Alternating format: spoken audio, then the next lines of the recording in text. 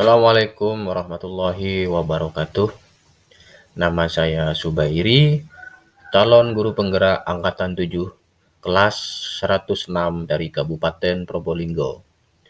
Pada kesempatan ini, saya akan mengulas koneksi antar materi modul 1.4 Budaya Positif.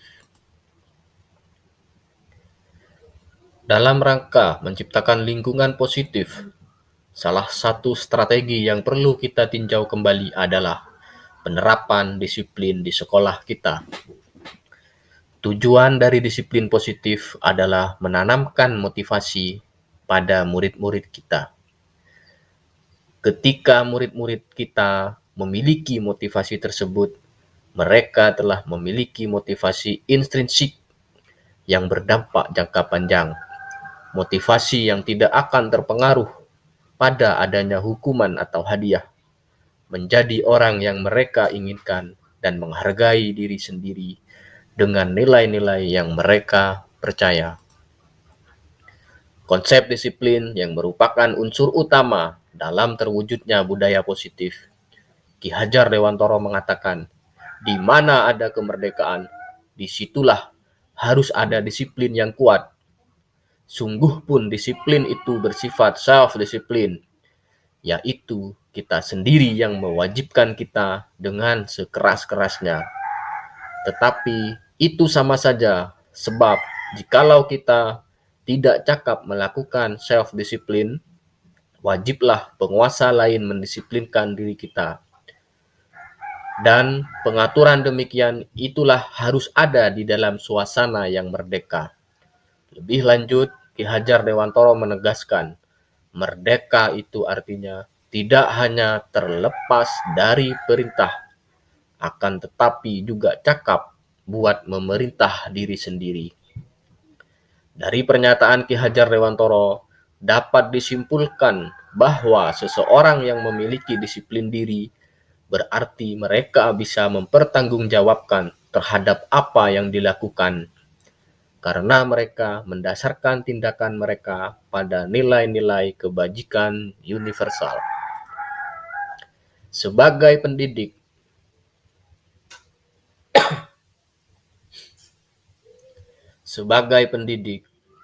tujuan kita adalah menciptakan anak-anak yang memiliki disiplin diri, sehingga mereka bisa berperilaku dengan mengacu pada nilai-nilai kebajikan dan memiliki motivasi intrinsik, bukan ekstrinsik. Proses disiplin ini digambarkan sebagai bentuk kontrol diri, yaitu belajar untuk mengontrol diri agar dapat mencapai suatu tujuan yang mulia. Tujuan mulia tersebut merupakan nilai-nilai kebajikan dalam dunia pendidikan. Saat ini dikenal dengan nama Profil Pelajar Pancasila. 3 motivasi perilaku manusia. Yang pertama, menghindari ketidaknyamanan atau hukuman. Yang kedua, untuk mendapatkan imbalan atau penghargaan dari orang lain. Yang ketiga, untuk menjadi orang yang mereka inginkan dan menghargai diri sendiri dengan nilai-nilai yang mereka percaya. Mari kita kaji satu persatu 3 motivasi perilaku manusia berikut ini. Yang pertama, menghindari ketidaknyamanan merupakan tingkat terendah dari motivasi perilaku manusia. Merupakan faktor eksternal. Pada tahap ini, mereka sedang menghindari permasalahan yang mungkin muncul secara fisik, psikologis, maupun tidak terpenuhinya kebutuhan mereka. Pertanyaan yang sering muncul pada motivasi ini adalah, apa yang akan terjadi apabila saya tidak melakukannya? Jenis motivasi yang kedua adalah memperoleh imbalan atau penghargaan dari orang lain. Motivasi ini satu tingkat di atas motivasi yang pertama. Di sini orang berperilaku untuk mendapatkan imbalan atau penghargaan dari orang lain. Pertanyaan yang biasa muncul, apa yang akan saya dapatkan apabila saya melakukannya? Motivasi yang ketiga yaitu untuk menjadi orang yang mereka inginkan dan menghargai diri sendiri dengan nilai-nilai yang mereka percaya. Motivasi ini merupakan motivasi yang akan membuat seseorang memiliki disiplin positif karena motivasi berperilakunya bersifat internal. Mereka melakukan sesuatu karena nilai-nilai yang mereka yakini dan hargai, dan mereka melakukannya karena mereka ingin menjadi orang yang memiliki nilai-nilai. Pertanyaan yang sering muncul, akan menjadi orang yang seperti apa apabila saya melakukannya?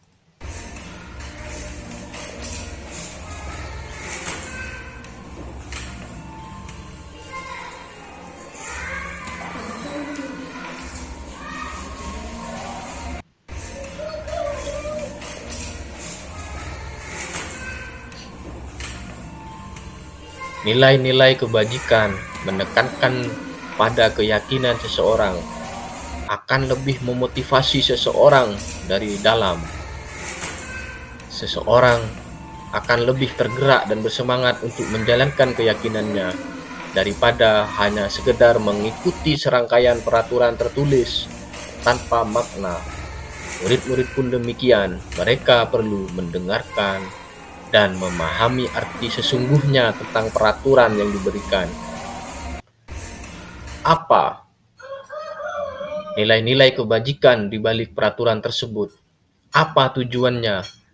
Dan menjadi tidak tertarik atau takut sehingga hanya sekedar mengikuti serangkaian peraturan yang mengatur mereka tanpa memahami tujuannya. Untuk itu perlu dibuatkan atau perlu pembentuknya keyakinan kelas. Keyakinan kelas ini bersifat abstrak. Keyakinan kelas merupakan pernyataan universal, merupakan bentuk positif, tidak terlalu banyak sehingga mudah diingat dan dipahami, serta dibuat bersama oleh semua warga kelas. Mereka ikut memberikan kontribusi yang bisa diterapkan di lingkungan kelas.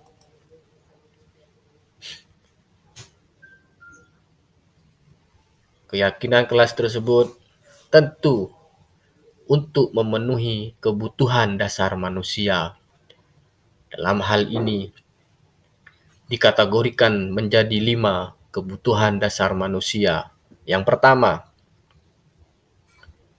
bertahan hidup. Kebutuhan ini merupakan kebutuhan yang bersifat fisiologis, misalnya kesehatan, rumah, makanan, dan juga termasuk kebutuhan biologis sebagai bagian dari proses reproduksi, termasuk kebutuhan untuk tetap bertahan hidup.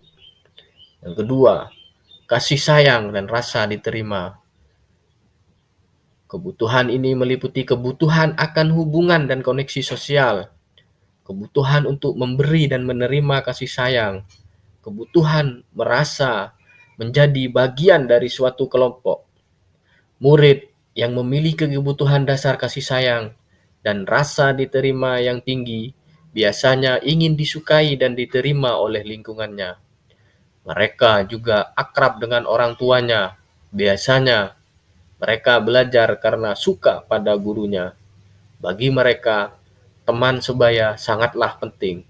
Mereka juga biasanya suka bekerja dalam kelompok. Kebutuhan yang ketiga yaitu penguasaan. Anak-anak memiliki kebutuhan dasar akan penguasaan yang tinggi. Biasanya selalu ingin menjadi pemimpin. Mereka juga mengamati sebelum mencoba hal baru dan merasa kecewa bila melakukan kesalahan. Mereka juga biasanya rapi dan sistematik dan selalu ingin mencapai yang terbaik. Kebutuhan dasar yang keempat adalah kebebasan. Anak-anak dengan kebutuhan kebebasan yang tinggi menginginkan pilihan, Mereka perlu banyak bergerak, suka mencoba-coba, tidak terlalu terpengaruh orang lain dan senang mencoba hal baru dan menarik. Kebutuhan dasar yang kelima adalah kesenangan. Anak-anak dengan kebutuhan dasar kesenangan yang tinggi biasanya ingin menikmati apa yang dilakukan. Mereka juga bisa berkonsentrasi tinggi saat mengerjakan hal yang disenangi. Mereka suka permainan, mengoleksi barang-barang, suka bergurau, suka melucu dan menggemaskan. Untuk memenuhi kebutuhan dasar tersebut, sebagai seorang guru harus bisa memahami posisi kontrol. Posisi kontrol di sini dikategorikan ke dalam 5 bentuk posisi kontrol. Yang pertama, posisi penghukum. Yang kedua, posisi pembuat bersalah. Yang ketiga, posisi teman. Yang keempat, posisi pemantau. Dan yang kelima, posisi manajer. Kita mulai dari yang pertama. Posisi sebagai penghukum. Seorang penghukum bisa menggunakan hukuman fisik maupun verbal. Guru yang menekankan posisi penghukum akan berkata, "Patuhi aturan saya," atau "Awas, kamu selalu saja salah." Posisi yang kedua, merasa bersalah atau pembuat rasa bersalah. Pada posisi ini, biasanya guru akan bersuara lebih lembut. Membuat rasa bersalah akan menggunakan keheningan yang membuat orang lain merasa tidak nyaman, merasa bersalah, dan merasa rendah diri. Kata-kata yang keluar dengan lembut biasanya seperti contoh berikut ini. "Berapa kali Bapak harus memberitahu kamu ya? Gimana kalau orang tua kamu tahu kamu berbuat seperti ini?" Murid akan merasa tidak dihargai dan telah mengecewakan orang-orang yang mereka sayangi. Posisi yang ketiga adalah sebagai teman. Guru pada posisi ini tidak akan menyakiti murid, namun akan tetap berupaya mengontrol murid melalui persuasi. Hal lain yang mungkin timbul adalah murid hanya akan bertindak untuk guru tertentu dan tidak untuk guru lainnya. Murid akan tergantung pada guru tersebut. Kata-kata yang sering digunakan, "Ya sudah, kali ini tidak apa-apa, nanti ibu bantu membereskan."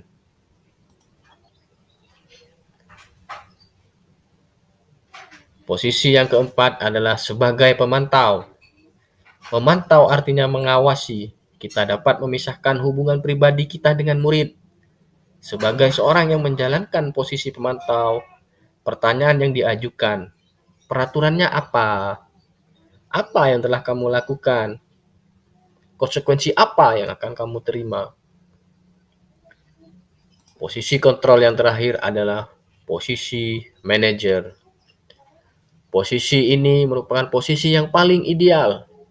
Posisi di mana guru berbuat sesuatu bersama dengan murid, mempersilahkan murid mempertanggungjawabkan perilakunya, mendukung murid agar dapat menemukan solusi atas permasalahan mereka sendiri.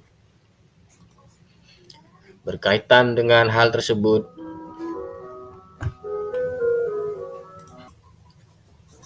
setelah memahami 5 posisi kontrol tersebut, seorang guru harus bisa melakukan posisi sebagai manajer. Posisi ini merupakan posisi yang paling ideal untuk membimbing anak dan membiasakan anak untuk mencari solusi atas permasalahan yang mereka hadapi. Dalam hal ini, kita mengenal ada istilah restitusi segitiga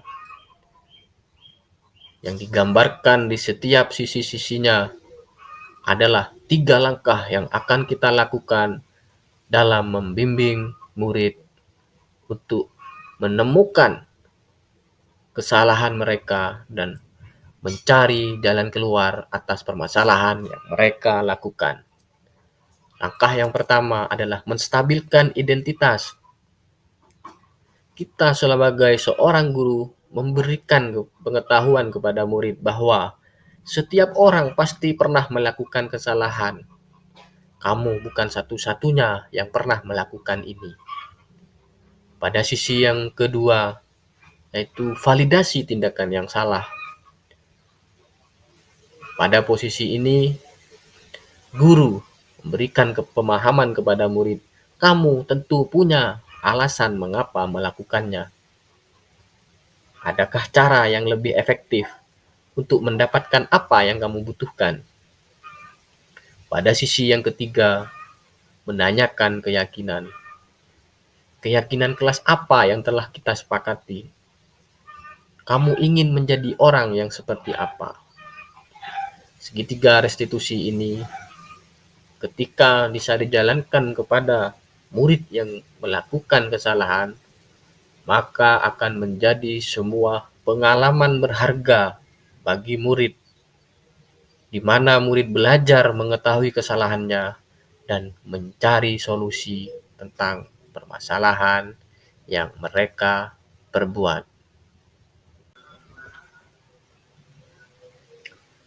Hal menarik di luar dugaan setelah mempelajari modul 1.4, yaitu yang pertama, mendisiplinkan murid dengan memberikan hukuman tidak akan efektif, karena hanya akan membuat anak dendam dan tersiksa sehingga takut untuk belajar. Memberikan hadiah hanya akan membuat siswa ketergantungan, tidak akan menumbuhkan motivasi dalam dirinya. Dengan segitiga restitusi, murid merasa lebih senang ketika diajak untuk merenungkan tindakannya dan mencari solusi atas masalahnya. Motivasi intrinsik mutlak dimiliki murid agar nilai-nilai kebajikan lebih mudah dan cepat mereka pelajari. Perubahan pola pikir yang saya alami adalah sebelum mempelajari modul ini, memberikan hukuman pada murid merupakan hal yang wajar yang selama ini saya lakukan. Tanpa menyadari bagaimana perasaan murid ketika dihukum berdiri di depan kelas, dihukum keluar kelas, bahkan dihukum membersihkan kamar mandi. Murid tetap saja melakukan kesalahan meski terus dihukum. Memberikan hadiah pada siswa yang berprestasi atau yang bisa menjawab pertanyaan dari guru, saya anggap bisa memberikan motivasi pada yang lain agar mereka berusaha tanpa memikirkan perasaan siswa yang tidak bisa dan ternyata hanya bersifat sementara. Ketika tidak ada hadiah, mereka tidak lagi bersemangat.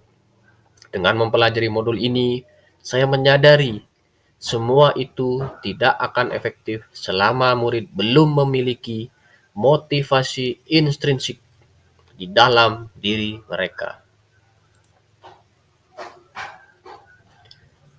Pengalaman yang saya alami, ada kepuasan tersendiri ketika menjalankan segitiga restitusi. Melihat murid tidak lagi ketakutan, melihat mereka menyadari kesalahannya dan berusaha memperbaiki kesalahan mereka sendiri, serta berjanji tidak akan melakukan kesalahan itu lagi. Sungguh bangga melihat mereka belajar memahami nilai kebajikan dari pengalaman yang mereka lakukan. Posisi kontrol. Dari kelima posisi kontrol yang sering saya lakukan adalah sebagai penghukum dan sebagai teman. Ketika kesalahan itu bersifat fatal, saya sering memberikan hukuman. Dan ketika kesalahan yang dilakukan tidak mengganggu kegiatan belajar mengajar, saya memposisikan diri sebagai teman. Saat memposisikan sebagai teman, terkadang murid menyalahartikan sebagai tindakan yang dinilai pembiaran atas kesalahan, sehingga murid tidak ragu melakukan kesalahannya lagi. Namun, ketika mereka dihukum, mereka takut dan seperti trauma dengan guru, sehingga murid jadi takut dengan guru tersebut. Dengan adanya modul ini, saya belajar tentang posisi kontrol, mengetahui posisi kontrol yang paling ideal, mengetahui kebutuhan dasar murid yang harus terpenuhi, dan segitiga restitusi yang bisa membantu menanamkan nilai-nilai kebajikan tanpa adanya paksaan dan dalam proses pembelajaran yang menyenangkan dan berpihak kepada murid. Demikian koneksi antar materi pada modul 1.4 budaya positif. Assalamualaikum warahmatullahi wabarakatuh. Salam guru penggerak, tetap maju untuk Indonesia.